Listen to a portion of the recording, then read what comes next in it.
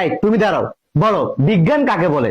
Sir, বিজ্ঞান শব্দটাকে ভাঙলে পাওয়া যায় বিগ জ্ঞান, তার মানে হচ্ছে বড় জ্ঞান।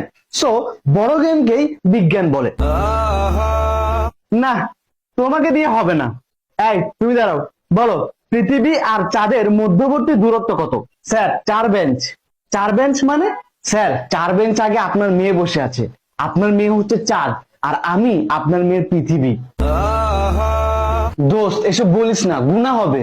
স্যার, এখানে আমার একটা কোশ্চেন ছিল, মানুষ যদি চাঁদে বসবাস শুরু করে তাহলে তারা কি দেখে ঈদ পালন করবে?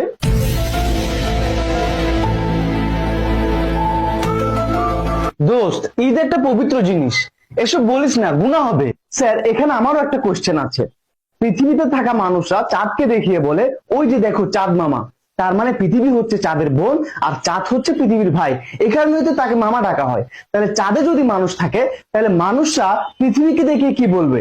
ওই যে দেখো পৃথিবী আন্টি। দোস্ত, এসব বলিস না, গুনাহ হবে।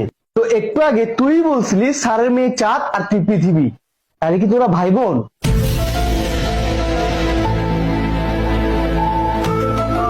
তোমাদের অনেক কোশ্চেন হয়েছে, এবার আমি কোশ্চেন করব।